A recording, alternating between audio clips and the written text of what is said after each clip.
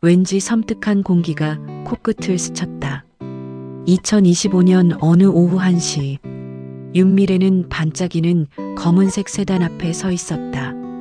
빗방울이 차체 위로 투둑, 투둑 떨어지며 그녀의 심장 소리와 섞이는 것만 같았다. 미래의 손은 떨리고 있었다. 지난 20년의 삶을 단 한 번의 결정으로 뒤바꾸려 하는 순간이었다. 눈앞에 보이는 저 차에 오르면 모든 것이 달라질 터였다. 성공과 명예, 그리고 어쩌면 잃어버렸던 사랑까지. 미래가 차문을 열기 위해 손잡이를 잡는 바로 그 순간. 아줌마, 그 차 타지 마세요. 제발요. 다급한 소년의 목소리가 울렸다. 소년의 목소리. 미래는 화들짝 놀라 뒤를 돌아봤다. 낡고 해진 후드티를 입은 얼굴이 채 보이지 않는 소년이 아닌 어엿한 청년이 서 있었다. 20대 초반 정도 되었을까?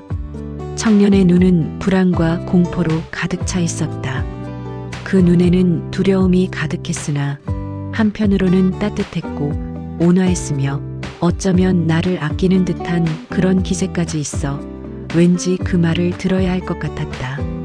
미래의 귀에는 그 절박한 외침이 신기하게도 이 사람 뭐야라는 생각보다는 마치 어린아이의 그것처럼 순수하게 들려왔다.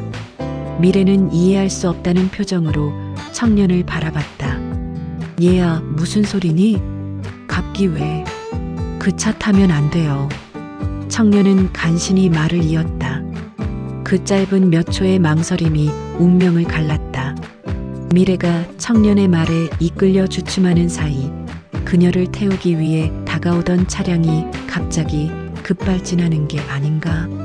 굉음과 함께 차가 미래의 눈앞에서 놀라운 속도로 질주했으며 차량이 거대한 회전목마처럼 빙글빙글 돌아가며 앞쪽 시설물과 부딪혔다.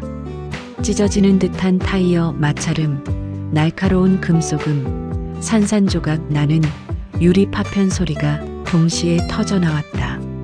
그리고 이어지는 폭발음과 함께 차량은 거대한 불꽃에 휩싸였다.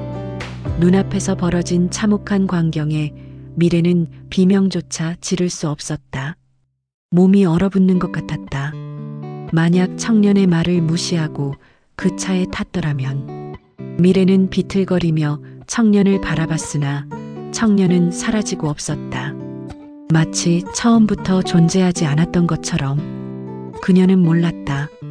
오늘 밤에 이 사건이 잊고 살았던 20년 전의 과거와 지독하게 얽혀 있다는 것을, 그리고 그 시작에 저 낯선 청년이 서 있다는 것을. 2005년 낡은 골목의 옥탑방. 미래는 20살이었다. 미래의 유일한 빛은 낡은 스케치북과 그 스케치북을 함께 채워가던 남자 강태석이었다. 태석은 가난했지만 미래의 디자인을 누구보다 존경하고 응원해주는 유일한 사람이었다. 두 사람은 서로의 가난했으나 서로의 꿈을 보듬었다.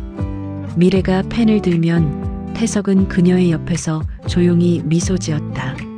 그 시간들은 너무나도 행복해서 영원히 멈춰버릴 것만 같았다.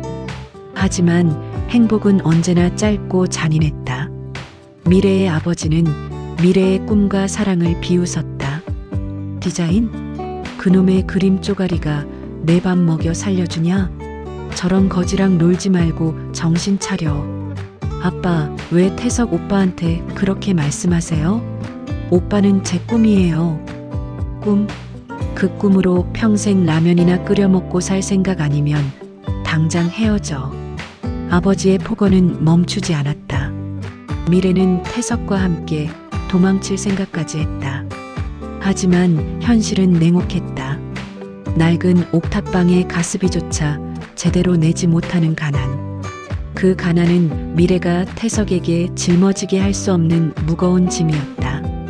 결국 미래는 태석의 손을 잡은 채 마지막 힘을 다해 눈물을 참고 말했다.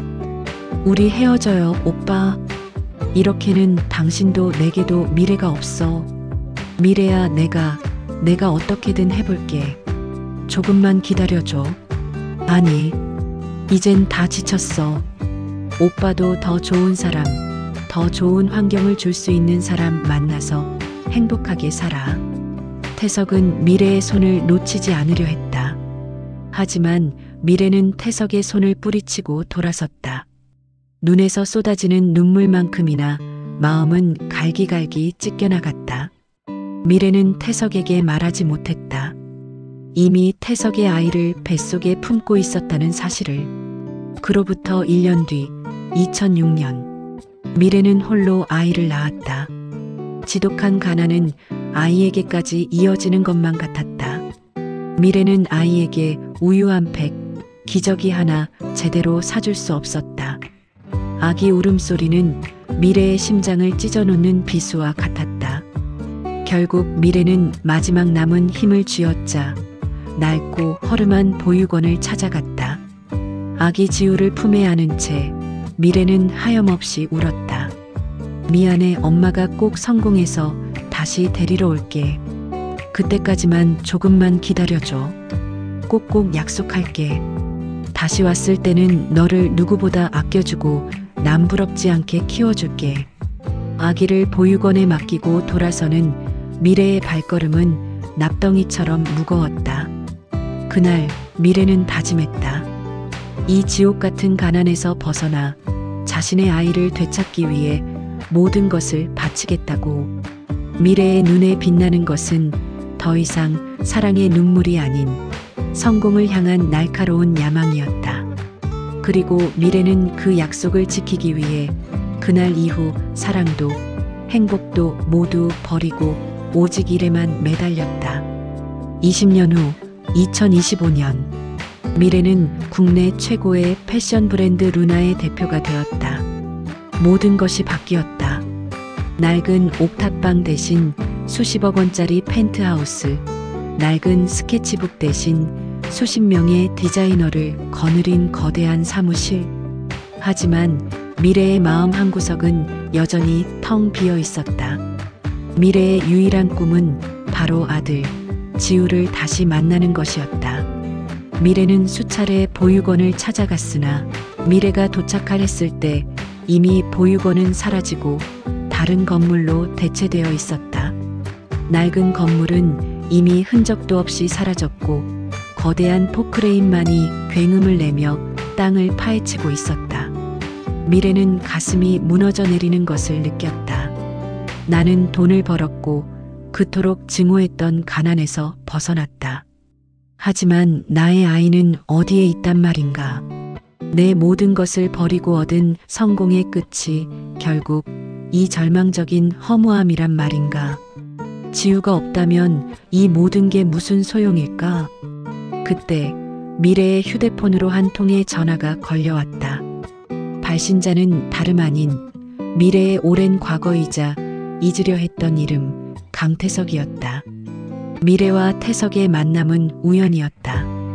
태석은 이제 KS그룹이라는 거대 IT 기업의 회장이 되어 있었다. 태석은 미래의 회사를 인수합병하기 위해 접근했고 미래는 자신에게 날아든 제안을 의심했다. 윤미래 대표님, 오랜만입니다. 혹시 저를 여전히 기억하시는지요? 그의 목소리는 여전히 순수함이 남아 있었고 회사 대표라는 직함과는 달리 나를 처음 만날 때처럼 떨리고 있었다. 강태석 씨, 이렇게 만나게 될 줄은 몰랐네요. 성공하셨군요. 덕분이죠. 그때 대표님이 저를 떠나지 않았다면 지금의 저는 없었을 겁니다.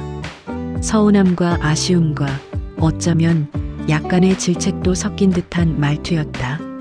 태석의 목소리는 너무나도 차분했다. 과거의 사랑이나 원망 대신 오직 비즈니스적인 예의만 느껴졌다.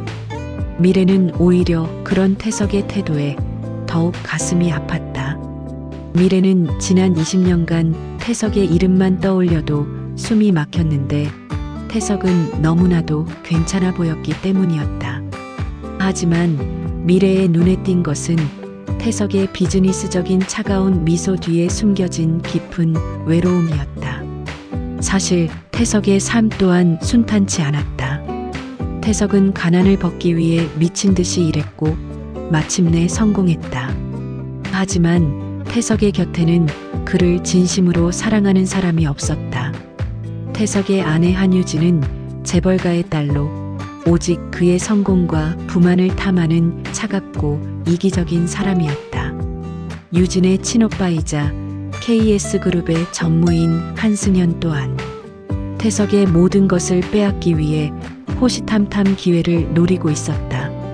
아내 유진은 처음부터 이렇게 말했다. 여보, 그 여자와 만나는 거 조심해요. 그쪽 집안이 아주 복잡하다면서요? 천박한 냄새가 나네. 한승현 전무 또한 경계했다. 매제, 윤미래 대표 과거가 깨끗하지 않다던데 조심하는 게 좋을 거야. 태석은 그들의 말을 무시했다. 태석은 미래에게서 잃어버린 자신의 과거와 순수함을 보았다. 미래는 성공을 위해 모든 것을 버렸지만 그 과정에서 잃어버린 것은 무엇이었을까? 바로 태석의 마음이었다. 태석은 미래를 통해 잃어버렸던 자신의 일부를 되찾고 싶었다. 태석은 미래에게 자신의 모든 것을 걸고 함께하자는 파격적인 제안을 했다. 미래 씨, 우리 다시 시작합시다. 사업 파트너로 그리고 삶에서 서로 돌봐주는 멋진 파트너로서도요. 태석 씨, 저는 이미 제 삶을 살고 있어요. 당신 또한 당신의 가족들이 있고요. 설익은 예전의 마음으로 당신에게 폐를 끼치고 싶지 않아요. 괜찮습니다. 나는 당신을 믿으니까. 두 사람의 재회는 한유진과 한승현에게는 불길한 신호였다. 이미 미래의 과거를 알아본 두 사람은 미래가 태석의 삶에 다시 나타나는 것을 용납할 수 없었다. 특히 유진은 태석의 모든 것을 빼앗으려는 계획에 미래가 걸림돌이 된다는 것을 직감했다.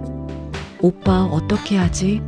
그 여자가 다시 나타나서 여보가 완전히 변했어. 처음 만날 때처럼 순수하고 어리석은 듯한 모습이야. 걱정 마.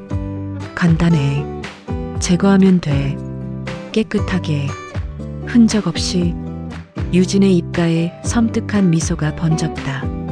두 사람은 미래를 제거하기 위한 은밀한 계획을 세우기 시작했다. 그리고 그 계획은 곧 현실이 될 것이었다. 미래는 태석과 함께 프로젝트를 진행하기 위해 중요한 계약 장소로 향하고 있었다. 미래의 차는 태석이 보낸 차량이었다. 태석은 미래를 직접 태워다 주려 했지만 갑작스러운 회의 때문에 운전기사를 보냈다고 했다. 미래는 태석의 배려에 가슴 한구석이 따뜻해지는 것을 느꼈다. 비록 20년의 세월이 흘렀지만 태석은 여전히 미래에게 따뜻한 사람이었다. 미래가 차 쪽으로 다가가려는 찰나 웬 청년이 그녀를 멈춰 세웠다. 그때 미래의 시야에 낡은 인형 하나가 들어왔다. 오래전 미래가 아들 지우를 보육원에 맡기며 함께 쥐어주었던 바로 그 곰인형이었다. 달고 달아 원래의 색깔을 잃어버린 곰인형. 하지만 미래는 한눈에 알아볼 수 있었다. 한 청년이 바로 그 곰인형을 들고 나에게 다가왔다. 지우? 혹시 지우니? 미래는 무의식적으로 아이의 이름을 불렀다. 청년은 미래의 목소리에 고개를 들었다. 청년은 불안과 공포로 가득 찬 눈으로, 하지만 봄날의 햇살처럼 따스하게 날 보기 썼다. 미래의 머릿속에 갑자기 섬광처럼 20년 전 보육원에 아이를 맡겼던 그날의 기억이 스쳐 지나갔다. 아줌마, 그 차 타지 마세요. 청년은 울먹이며 말했다. 미래는 심장이 쿵하고 떨어지는 것을 느꼈다. 미래는 청년의 말이 의미하는 바를 알 수 없었다. 하지만 미래의 본능이 이 청년의 말에 따라야 한다고 속삭였다. 그때 운전기사가 천천히 다가오며 미래를 불렀다. 대표님, 늦으시겠습니다. 어서 타시죠. 미래는 청년을 한 번, 운전기사를 한 번, 그리고 차를 한 번 쳐다봤다. 미래는 청년을 향해 손을 내밀었다. 얘야, 너 그 인형은 어디서 났니? 청년은 미래의 질문에 대답하지 않고 미래의 손을 잡고 그 자리에서 잠시 떨어진 곳으로 이동했다. 미래는 청년의 행동에 혼란스러웠지만 좀 더 대화를 나누고 싶다는 마음에 조심스레 이끌려갔다. 그때 갑자기 자신을 태울 차량이 급발진해 질주하더니 빙글빙글 돌며 앞쪽 시설물을 강하게 부딪히며 폭발했다. 그 차는 이미 형체도 없이 찌그러져 불타오르고 있었다. 참혹한 광경에 미래는 눈을 질끈 감으며 벌벌 떨 수밖에 없었다. 만약 이 청년이 자신을 막지 않았더라면 상상만으로도 온몸에 소름이 돋았다. 진정하며 눈을 떴을 때 청년은 사라지고 없었다. 미래는 청년이 없다는 마음에 심장이 덜컥 내려앉았고 허전해졌으나 우선은 신고부터 하고 해야 할 절차를 또 씩씩하게 해내었다. 그와 동시에 불안함에 휩싸였다. 이건 단순 사고였을까? 대체 누가, 왜 나를 죽이려 했던 걸까? 그리고 저 청년은 어떻게 이 사실을 알고 있었던 걸까? 미래는 마음을 애써 진정시키고 급히 계약을 마무리한 후 곧장 사고 현장으로 돌아왔다. 경찰이 현장을 통제하고 있었다. 운전기사는 의식을 잃었지만 다행히 치료 가능한 수준이라 했고 차는 완전히 파손된 상태였다. 미래는 경찰에게 차가 폭발한 원인을 물었다. 경찰은 사고 원인을 조사 중이라고만 답했다. 그때 미래의 눈에 익숙한 뒷모습이 보였다. 낡은 후드티를 입고 있는 젊은 청년. 미래는 그 청년을 향해 달려갔다. 저기, 저랑 대화 좀 해요. 청년은 미래를 보고 놀라 도망가려 했다. 미래는 청년의 이름을 불렀다. 지우야. 청년은 그 한마디에 멈춰섰다. 미래는 청년을 놓치지 않으려 다급히 소리쳤다. 잠깐만, 정말 내 이름이 정말 지우니? 지우는 말없이 고개를 끄덕였다. 미래의 눈에서 뜨거운 눈물이 쏟아져 내렸다. 미래는 지우를 품에 안고 20년의 세월을 울었다. 지우는 낯선 아줌마의 눈물에 당황했지만 왠지 모르게 따뜻함을 느꼈다. 그때 웬 할머니가 나타났다. 지우야, 너 왜 여기 와 있니? 이분은 누구시니? 미래는 할머니를 보며 조심스럽게 물었다. 지우 이 아이의 할머니 되세요? 할머니는 고개를 끄덕였다. 제가 지우 할미 되는 박복자라고 합니다. 지우를 보육원에서 데려왔지요. 그 아이의 어미가 죽었다고 하기에. 박복자 할머니의 말에 미래의 심장이 다시 쿵 하고 떨어졌다. 죽었다는 말은 보육원이 망하고 아이들이 뿔뿔이 흩어졌다는 사실을 말해주었다. 미래는 생각했다. 어쩌면 하늘이 나를 용서해 주신 걸지도 모른다. 아이를 버려야 했던 내게 준 마지막 기회일지도 몰라. 미래는 어찌할 줄 몰라 당장 자신의 정체를 밝히지 않았다. 대신 자신을 도운 지우를 위해 보육원을 돕고 싶다는 거짓말을 했다. 그리고 지우를 만났다는 사실을 태석에게도 알리지 않았다. 미래는 직감했다. 이 모든 일이 태석의 아내와 동업자가 벌인 짓이라는 것을, 그리고 그들이 미래의 약점인 지우를 이용할 수 있다는 것을. 태석은 미래에게 연락해 미래의 안전을 확인했다. 미래 씨, 정말 다행입니다. 혹시 누가 그랬는지 짐작 가는 사람은 없습니까? 글쎄요, 아마 제 사업을 방해하려는 사람이겠죠. 걱정 마세요, 태석 씨. 미래는 자신의 힘으로 이 모든 진실을 밝히고 태석과 지우를 지켜야 한다고 다짐했다. 미래는 20년 전 지독한 가난 때문에 태석을 떠났고 아이를 버렸다. 하지만 이제는 모든 것을 가졌다. 미래는 더 이상 약하지 않았다. 미래는 자신의 모든 것을 걸고 이 사건의 배후를 파헤치기 시작했다. 그리고 그 첫걸음으로 미래는 사고가 난 차량의 블랙박스를 찾아 나섰다. 미래는 경찰을 통해 사고가 난 차량의 블랙박스를 확보하는 데 성공했다. 그리고 그 영상 속에서 사고 직전 승연의 비서로 보이는 사람이 통화하는 내용과 차량 주변을 서성인 영상을 포착할 수 있었다. 작업은 끝냈나? 브레이크 라인 완벽하게 끊었지? 걱정 마십시오, 전무님. 절대 살 수 없을 겁니다. 사고는 제가 처리하겠습니다. 잘했어. 그 여자가 사라져야 태석이도 다시 내 손 아래에서 놀 테니 내 이 일을 잊지 않겠네. 미래의 손이 분노로 부들부들 떨렸다. 그들이 미래를 제거하려 했던 이유가 단순히 사업 방해 때문만이 아니었다. 태석을 차지하려는 욕심과 권력 다툼이었다. 미래는 지우와 태석이 이 모든 것의 희생양이 될 수 있다는 사실에 몸서리를 쳤다. 미래는 더 이상 숨어 있을 수 없었다. 모든 것을 끝내야만 했다. 미래는 태석에게 전화를 걸어 지금 당장 그의 사무실로 오라고 했다. 그리고 경찰서에서 확보한 증거물인 블랙박스 영상을 들고 한승연을 찾아갔다. 어이, 윤 대표? 무슨 일로 찾아왔나? 한승연 전무님, 제가 부탁드릴 게 하나 있어서요. 다 알고 찾아왔으니 제발 자수해 주시면 안 될까요? 마지막 기회를 드리는 겁니다.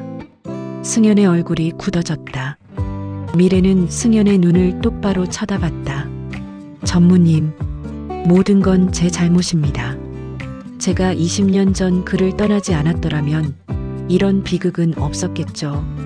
여기서 멈추지 않는다면 제 모든 걸 걸고 당신과 싸울 겁니다. 승연은 미래의 단호한 눈빛에 잠시 주춤했다. 그때 태석이 문을 열고 들어왔다. 태석의 표정은 이미 모든 것을 알고 있는 듯했다. 미래는 태석에게 고개를 저었다. 아직은 때가 아니었다. 미래 씨 여기서 뭐 하는 겁니까? 태석 씨, 잠깐만요. 제가 전무님과 해결할 일이 좀 있어서요. 매제, 오해하지 마. 이 여자가 자꾸 이상한 소리를 해서 말이야. 바로 그때 미래의 휴대폰에서 한승연의 목소리가 흘러나왔다.